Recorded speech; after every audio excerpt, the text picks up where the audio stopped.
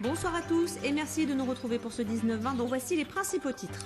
Superbe victoire des rugbyman brivistes sur leur pelouse contre Toulon, le champion en titre. Score final 29-26 avec du suspense jusqu'à la toute dernière seconde. Le hameau de Courbefy en Haute-Vienne refait parler de lui. Acheté en 2012 par un Sud-Coréen décédé depuis, le site à l'abandon est désormais occupé illégalement par des artistes. Enfin, vous découvrirez Ludovic Gorge, habitant de Dompierre-les-Églises en Haute-Vienne. La magie, il en rêvait tout petit, il en a fait son métier.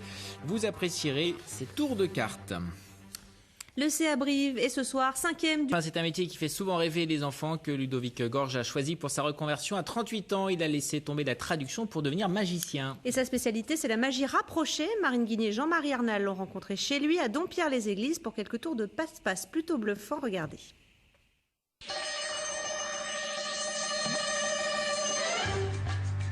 Voilà un an que Ludovic Gorge vit de sa passion.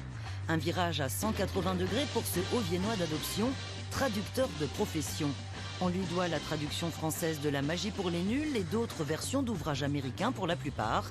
Pourtant, c'est par hasard qu'il est entré dans l'univers de la magie.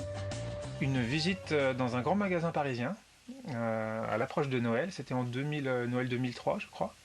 Et j'ai vu un magicien faire un tour dans un rayon pour enfants. Ça m'a vraiment bluffé. Il a fait disparaître un foulard. Et j'avais pourtant 26 ans à l'époque, mais ça m'a vraiment bluffé, ça m'a donné envie d'en faire. Depuis, il a fait de la magie une discipline quotidienne. Tour de passe-passe avec de simples accessoires, de la rapidité et quelques secrets qu'il ne dévoilera pas. Ludovic a choisi de se spécialiser dans le close-up, appelé aussi la magie rapprochée. L'as de carreau, vous voulez dans quelle main, Marine? Celle-ci ou celle-là? À gauche. À gauche. Et on va voir quelle carte dans cette main-là. L'as de cœur. Est-ce que vous pensez que je peux permuter ces deux cartes sans toucher vos mains? Non.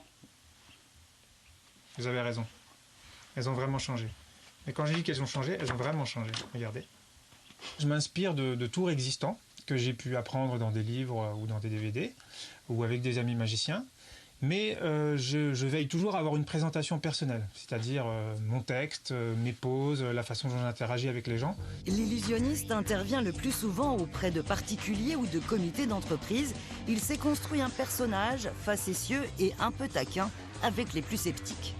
Même si on produit des illusions, c'est quand même un métier de vérité.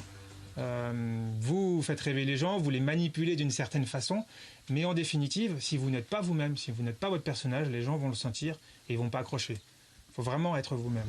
Pas de divination, mais une certaine dextérité. La magie réduite à sa plus simple expression, elle nous emmène au pays des poètes et des enfants, une bouffée d'air pur. Joli. Et c'est la fin de cette édition. Merci de l'avoir suivi. Tout de suite, la météo. Et à demain 12h et 19h. Excellente soirée. Retrouvez toute votre actualité